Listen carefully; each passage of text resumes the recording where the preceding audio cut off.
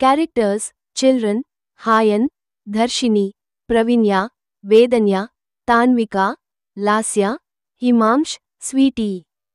Animals ఏనుగు, elephant, పాప బల్లి, లిజర్డ్, చిన్న నక్క, ఫాక్స్, ఉల్లే మేక, గోట్, గొర్రె, షీప్, ముద్దు పిల్లి, కిటన్, పావురం, పిజన్.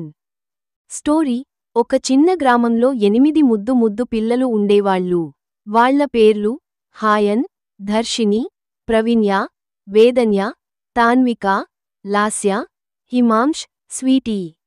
వీళ్ళ వయసు 5 ఏళ్ల లోపలే. ఒకరోజు వాళ్ళు అందరూ తోట దగ్గర ఆడుకుంటుండగా పెద్ద ఏనుగు వచ్చి ఇలా అన్నది: నారింజ రంగు హృదయం ఏనుగు, హాయ్ పిల్లలూ! రేపు జంతువుల పండుగ ఉంది. మీరు వచ్చి మాతో కలిసి జాతర జరుపుకుంటారా?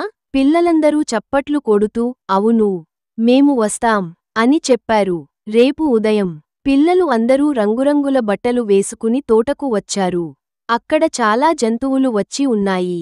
ముద్దుగా నవ్వుతూ పిల్లి పిల్లలతో బల్లి ఆట ఆడింది. నక్క పిల్లలతో కుక్కుడి జంప్ ఆడింది. మేక పిల్లలతో మూడ్ మూడ్ అంటూ పాట పాడింది. గొర్రె కబడ్డీ ఆడింది. పావురం గాలిలో ఎగురుతూ పిల్లల మీద పూలు చిందించింది. అంతా చూసి స్వీటీ ముద్దుగా అన్నది: రిబ్బన్, ఈరోజు నా జీవితంలో బెస్ట్ రోజు. పిల్లలంతా కేకలు వేస్తూ, హిమాంష్ ఎలుకలా నిద్రలో ఊగుతూ అన్నాడు: గురక గుర్తు, ఇంకా ఆడుకుందాం.